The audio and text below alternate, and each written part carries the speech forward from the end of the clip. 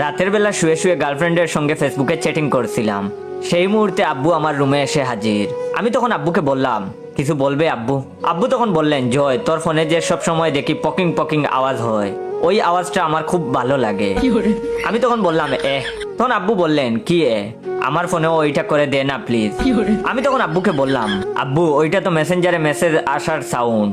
তখন আব্বু বললেন, যাই হোক না কেন, আমাকেও এমন করে দে যাতে আমার ফোনেও সবসময় এমন পকিং পকিং আওয়াজ হয়। আমি তখন বললাম, আব্বু ওঠার জন্য তো তোমারে প্রথমে ফেসবুক অ্যাকাউন্ট খুলতে হবে, তারপরে মেসেঞ্জারে লগ ইন করলে তোমাকে কেউ মেসেজ দিলে এইরকম সাউন্ড করবে। এটা শুনে আব্বু বললেন, তাহলে আগে কি মুখ বললি, ফেসবুক, ওইটাই খুলে দে। আমি তখন বললাম, আরে আব্বু ফেসবুক না ফেসবুক। আব্বু তখন বললেন, আরে একই হলো, খুলে দে তো, বেশি কথা না বলে। আমি তখন বললাম, আচ্ছা আচ্ছা তোমার ফোন দাও। অতঃপর আব্বুর জন্য একটা ফেসবুক অ্যাকাউন্ট খোলা শুরু করলাম।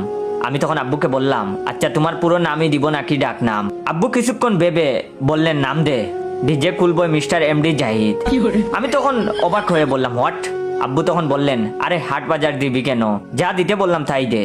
অতঃপর আমি হাবলার মতো আব্বু যেমন যেমন বলে সেভাবেই একটা ফেসবুক অ্যাকাউন্ট খুলে দিলাম। আমি তখন আব্বুকে বললাম, আব্বু তোমার অ্যাকাউন্ট খোলা শেষ, তোমার ডাকনাম কি দিব যেটা তোমার প্রোফাইলে শো করবে? তখন আব্বু বললেন, ডাকনাম দিবি হলো 78% ইনোসেন্ট, 95% সেক্সি, 66% কুল ডুড, 44% লাভার বয়।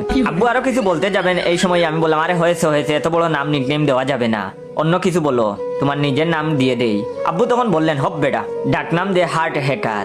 আমি তখন মনে মনে বললাম, ওরে আল্লাহ, এই বুড়ো বয়সে আব্বুর একই বিমরতি ধরলো। আব্বু তখন আমাকে বললেন, কিরে জয়, দেশ না কেন? আমি তখন বললাম, আরে বাবা দিচ্ছি তো। অবশেষে ফুলফিল আব্বুর একটা জাকানাকা ফেসবুক অ্যাকাউন্ট খোলা হলো, সাথে মেসেঞ্জারও লগ ইন করে দিলাম, আর বুঝিয়ে দিলাম কিভাবে কিভাবে মেসেজ করতে হয়। বাপ তো আমার মহা খুশি, মনে হচ্ছিল ফেসবুক কোম্পানি তার নামে লিখে দিয়েছি এমন একটা বাপ। অতঃপর খুশি মনে ফোন নিয়ে তার রুমে চলে গেল। আমিও আমার গার্লফ্রেন্ডের সঙ্গে চ্যাটিংয়ে মনোযোগ দিলাম। এভাবে দেখতে দেখতে প্রায় এক সপ্তাহ চলে গেল। আব্বু সারাক্ষণ তার ফোন নিয়ে ব্যস্ত থাকে, রুম থেকে বের হয় না বলতে গেলে। সারাদিনই দেখি আব্বুর ফোনে মেসেজের পকিং পকিং সাউন্ড হয়। আমি ভেবে পাই না আব্বু কার সাথে এত মেসেজ করছে, আমি যদি দেখতে চাই আমাকে দেখায়ও না। এভাবে আরো 2 দিন পেরিয়ে যায়। ঘুমিয়ে আসি, হঠাৎ দেখি রাত 3টার দিকে জুমা মানে আমার গার্লফ্রেন্ডের কল। এত রাতে কল দেওয়ার কারণ কি ঠিক বুঝে উঠতে পারলাম না। অতঃপর আমি কলটা রিসিভ করলাম। আমি তখন বললাম, এত রাতে কল দিলা হঠাৎ? তখন আমার গার্লফ্রেন্ড বলল, সি জয়, তোমার বাবা এমন আমি ভাবতেও পারিনি। আমি তখন অবাক হয়ে তাকে জিজ্ঞেস করলাম, আমার বাবা আবার তোমাকে কি করলো? তখন সে বলল, সেটা তোমার বাবাকেই জিজ্ঞেস করে নিও। এটা বলার জন্যই কল দিয়েছি যে তুমি আর জীবনে আমার সাথে যোগাযোগ করার চেষ্টা করো না, ব্রেকআপ। আমি তখন বললাম, হ্যালো হ্যালো হ্যালো, কথা শুনো। কথা কিছু না বলে এই লাইন কেটে দিল। আমি বেশ অবাক হয়ে গেলাম, আব্বু কি এমন করলো যেটার জন্য আমার গার্লফ্রেন্ড মুখের উপরে ব্রেকআপ করে দিল? সেদিন রাতে 1000 চেষ্টা করেও আর তার সাথে কোনো যোগাযোগ করতে পারলাম না। না, এখানে রহস্যের গন্ধ পাচ্ছি। এই রহস্য আমাকে সমাধান করতেই হবে। সেদিন রাতে আর চিন্তায় চিন্তায় ঘুমিয়ে আসলো না। অতঃপর পরের দিন সকালবেলা, এখন প্রায় সকাল 6টা বাজে, আমি চুপি চুপি আব্বুর রুমে চলে গেলাম। গিয়ে দেখতে পেলাম আব্বু বেহুশের মতো ঘুমাচ্ছে। আমি আর সুযোগ হাতছাড়া করলাম না, আব্বুর ফোনটা নিয়ে এক দৌড়ে সোজা আমার রুমে চলে গেলাম। এসেই প্রথমে আব্বুর মেসেঞ্জার ওপেন করলাম, আর মেসেঞ্জারে ওপেন করেই চ্যাট লিস্টের প্রথমেই আমার গার্লফ্রেন্ডের আইডি দেখতে পেলাম। এটা দেখে আমার মাথা ঘুরতে লাগলো। দেখতে পেলাম আরো বেশ কয়েকজনের সাথে চ্যাট কনভারসেশন রয়েছে। অতঃপর গার্লফ্রেন্ডেরটা দিয়েই পড়া শুরু করলাম, আমার গার্লফ্রেন্ডের সঙ্গে চ্যাট।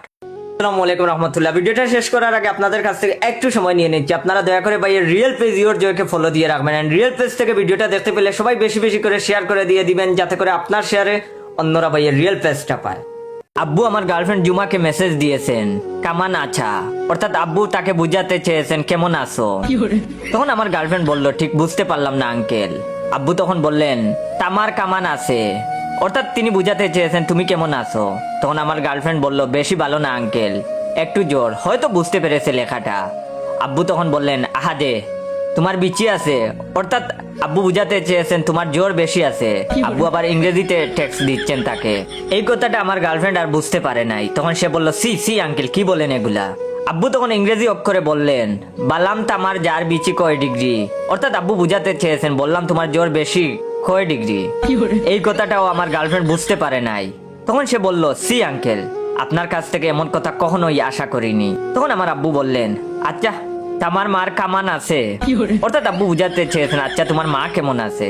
এরপরেই দেখলাম কনভারসেশন শেষ, আর লেখা you can reply to this conversation, অর্থাৎ আব্বাকে সে ব্লক করে দিয়েছে। এরপরে দেখলাম পাশের বাসার আন্টির সঙ্গে চ্যাট। তখন আন্টি বললেন কেমন আছেন ভাইয়া। তখন আমার আব্বু ইংরেজিতে লেখলেন আডি বড়ই খারাপ, বাসায় কারেন্ট নাই। অর্থাৎ আব্বু বুঝাতে চেয়েছেন আরে বড়ই খারাপ, বাসায় কারেন্ট নাই। তখন আন্টি বললেন কি বলছেন এগুলো, ওখানে কারেন্ট থাকবে কিভাবে। তখন আব্বু বললেন কেন আপনার বাসায় কি কারেন্ট আছে। আমার আব্বু ইংরেজিতে বানান ভুল করেন, কিন্তু এত ভুল করেন আমি কখনো জানতাম না। অর্থাৎ আব্বু বুঝাতে চেয়েছেন কেন আপনার বাসায় কি কারেন্ট আছে। এরপরেই দেখি কনভারসেশন শেষ, উনি আব্বুকে ব্লক দিয়ে দিয়েছেন। এরপরে দেখলাম এলাকার মুদির দোকানদারের সঙ্গে চ্যাট। আব্বু মুদির দোকানদারকে বললেন বাদর বাজারে কি এখন ভালো মাগি আছে। অর্থাৎ বাবা বুঝাতে চেয়েছেন বাবর বাজারে কি এখন ভালো মাঝি আছে।